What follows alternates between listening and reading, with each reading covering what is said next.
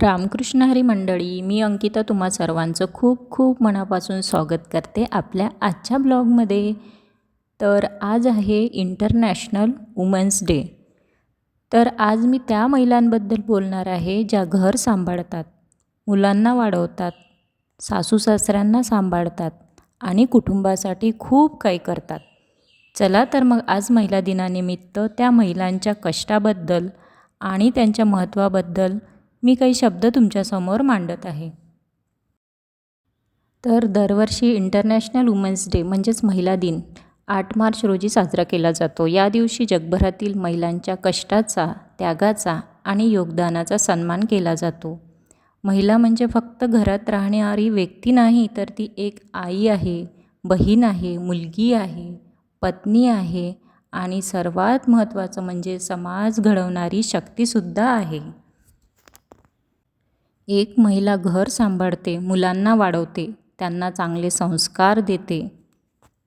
ती नोकरी करत नसली तरी तिचे काम हे खूप मोठे असते.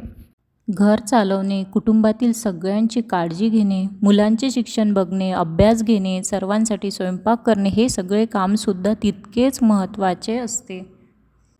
आपण विचार करतो की नोकरी करणाऱ्या महिलांचं काम खूप महत्त्वाचं असतं, पण घरात राहून दिवसभर कुटुंबासाठी काम करणाऱ्या महिलांचे श्रमही तितकेच मोठे असतात.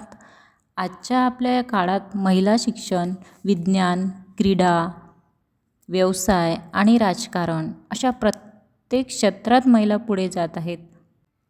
त्यांनी आपल्या कर्तृत्वाने संपूर्ण जगाला दाखवून दिले आहे की महिला कोणत्याही क्षेत्रात मागे नाहीत. महिला म्हणजे संयम, प्रेम, त्याग आणि ताकद यांचे सुंदर रूप आहे.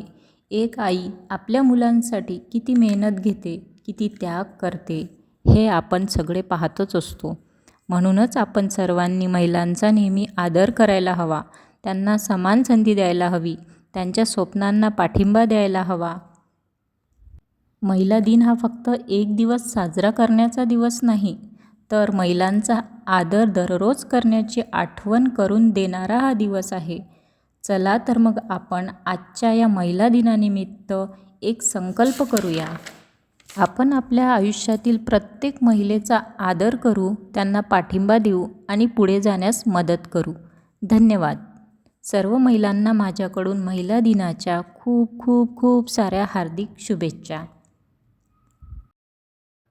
तर असा होता आजचा ब्लॉग. आवडला असल्यास लाईक, कमेंट करायला विसरू नका आणि चॅनलवरती जर तुम्ही नवीन असाल तर माझ्या चॅनलला सबस्क्राईब करायला विसरू नका. भेटूया अशाच एका नवीन ब्लॉगसोबत. तोपर्यंत बाय.